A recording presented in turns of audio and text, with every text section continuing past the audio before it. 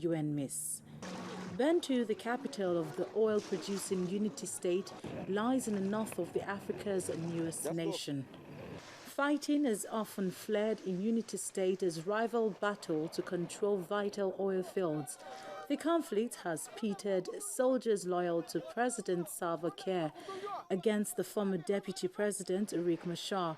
Despite two ceasefire pacts, fighting has continued. Russia's Interfax news agency believes preliminary information indicated the helicopter operated by a Russian firm has been shot down as it flew over an area that has been a flashpoint during a civil conflict that is now more than 8 months old. So this afternoon at about 3 o'clock we received a report that one of our helicopters, an Mi-8, had crashed about 10 kilometers south of Bentiu in Unity State. This is one of the states that's most affected by the conflict which has been going on in South Sudan for some months now. All three of those killed were said to be Russians, but the UNMISS is yet to confirm that bit of information. An investigative team arrived at the crash site the following day to assess the situation. We immediately deployed a team to the area where we thought we had heard some form of explosion or crash, and the search and rescue team has come across the helicopter that was on a routine cargo flight from the city of Wau to Bentiu today. This is a Russian helicopter. The model is known as an Mi-8, and there were 4 crew members, all Russian citizens, and I do fear that some of them may have lost their life. The UN force set up after South Sudan's independence in 2011 has been seeking to protect civilians. At least 10,000 people have been killed in the fighting, which has driven the nation to the brink of a man-made famine. Peace talks in Ethiopia has made little significant progress. The United States and European Union have imposed sanctions on commanders from both sides, and regional African states sponsoring negotiations have threatened punitive measures against those impeding talks, but to little avail. Initial setup to protect civilians as well as carry out other state-building work, the UNMISS peacekeepers were authorized by the United Nations Security Council in May to focus on protecting civilians and back the use of force.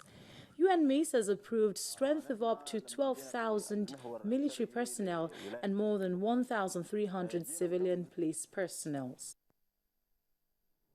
To some health news now. A Senegalese doctor who contracted the deadly Ebola virus while working for the World Health Organization in Sierra Leone has arrived in Hamburg today for treatment at a tropical medicine unit, becoming Germany's first patient with the disease.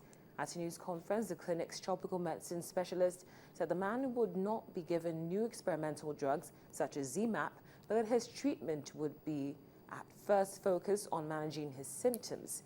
The Senegalese doctor arrived in Germany on a specialist plane and was transferred to the University Clinic Hamburg-Eppendorf in a special isolation ambulance accompanied by a police guard.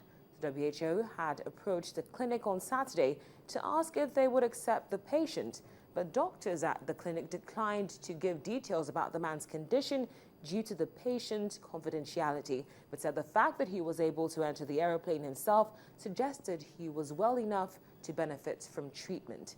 The patient, who has not been named, had worked in a laboratory in Sierra Leone that was testing for Ebola. The WHO has also said that it shut down the laboratory yesterday after he became infected.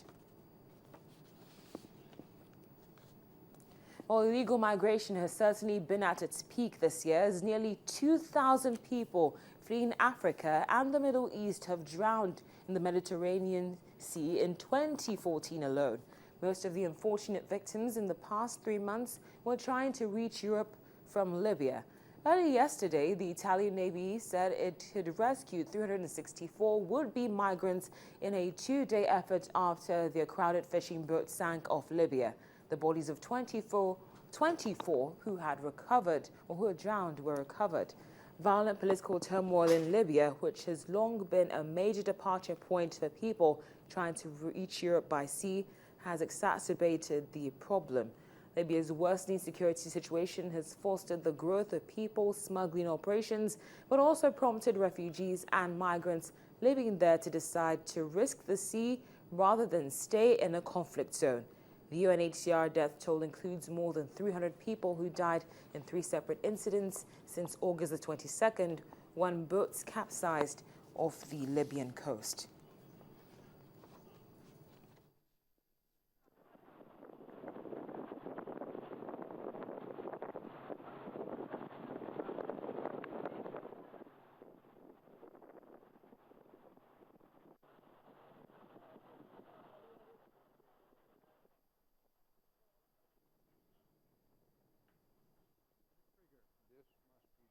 From what I understand of this incident, it is. Finally, what's a 9-year-old doing at a shooting range? That's the question many people are asking after hearing about this next story. A 9-year-old girl in the United States has killed her shooting instructor by accident while being shown how to use a high-powered submachine gun. The instructor was giving the girl a lesson at a shooting range in Arizona when the recoil from the automatic fire caused her to lose control of the UZI. The 39-year-old Charles Vacker was shot in the head and died after being airlifted to a hospital in Las Vegas. The girl was at the shooting range with her parents, who filmed the lesson. The website of the shooting range, called Bullets and Burgers, says children aged 8 and older can shoot a weapon if they are accompanied by a parent. Well, they might probably have to review that law following this terrible incident. Well, that's where we leave it on The World today. Thank you so much for watching. I'm Cynthia Are. Up next is Sports News.